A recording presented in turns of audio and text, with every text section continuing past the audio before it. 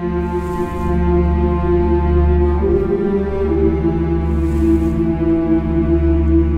कोई मोहब्बत में जुनून की हद लांघ जाने की ठान लेता है, तब उसे इस रास्ते की दुश्वारियां समझ आती हैं। ऐसे में जिगर मुरादाबादी का शेर अक्सर उसके होठों पर थिरकता रहता है।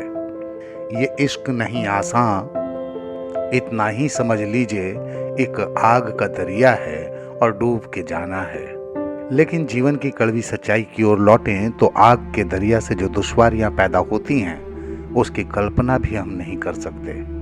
तो चलिए आज आपको लिए चलता हूं एक ऐसे शहर में जिसके नीचे सचमुच आग का दरिया बह रहा है।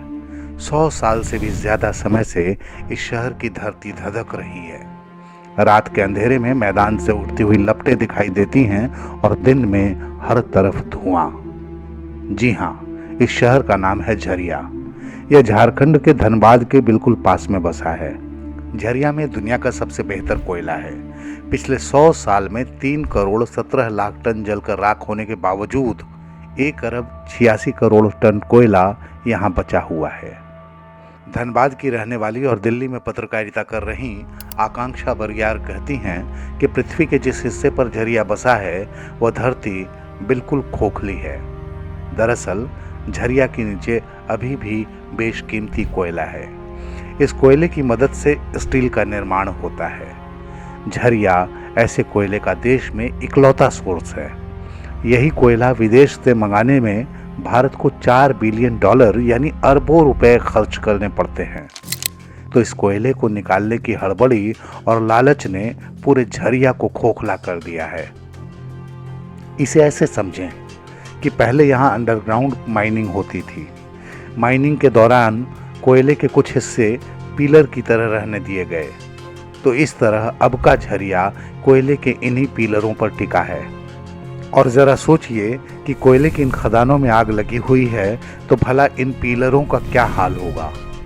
जहाँ जहाँ के पीलर जलकर टूटते हैं, झरिया की धरती का वह हिस्सा धंस जाता है। इसे ही गोफ कहते हैं। अचानक बनने वाले ऐसे गोफों में अब तक न जाने कितने परिवार लापता हो गए हैं। उनकी लाश तक नहीं मिली। जमींदोज हुए मकानों का कुछ पता ही नहीं चला। धनबाद में वकालत कर रही भारती श्रीवास्तव बताती हैं कि झरिया और उसके आसपास की भूमिगत खदानों में 1916 से ही आग लगी हुई है। अवैज्ञानिक तरीके से खनन होने और खनन के बाद सही तरीके से भराई नहीं होने के कारण ये आग लगी। खनन से निकलने वाली मीथेन जैसी ज्वलनशील गैस की वजह से आग भीतर ही भीतर फैलती गई। बीसीसीएल के दस्तावेज के अनुसार 1930 में खास झरिया और गोल्डन झरिया की खदानों में धसान के हादसे हुए। दोनों खदानें 260 फुट गहरी थीं। इस भूधसान में घर और बंगला भी 8 नवंबर 1930 को ढह गए। धनबाद के पत्रकार सत्येंद्र सिंह बताते हैं कि खान विभाग और बीसीसीएल के अधिकारियों के प्रयासों के बावजूद आग कभी नहीं रुकी। 1933 में धधकती दरारों के कारण कई परिवारों को पलायन करना पड़ा। 1934 के नेपाल बिहार भूकंप के कारण आग और अधिक फैल गई और 1938 तक अधिकारियों ने घोषणा कर दी कि शहर के नीचे भीषण आग लगी हुई है।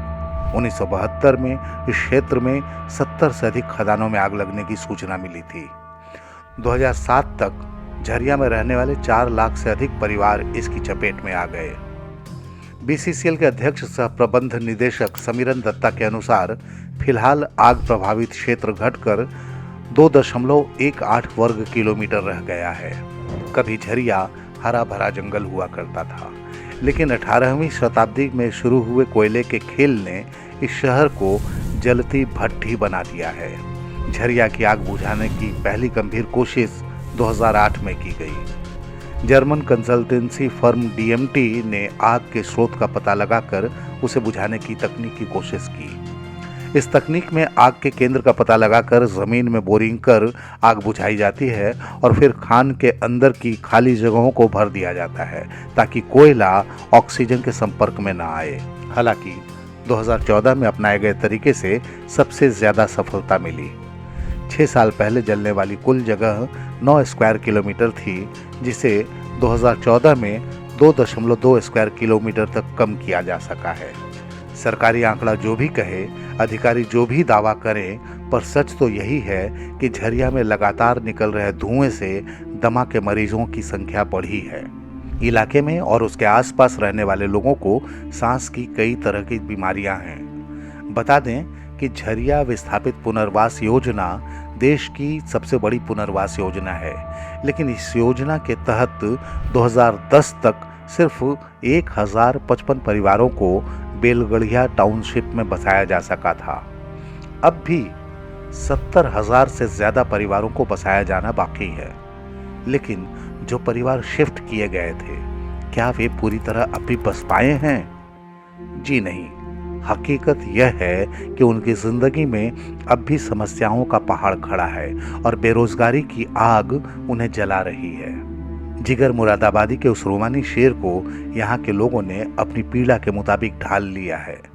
वे कहते हैं, ये जिंदगी नहीं आसान, इतना ही समझ लीजिए एक आग का झरिया है और यहीं मर खप जाना है।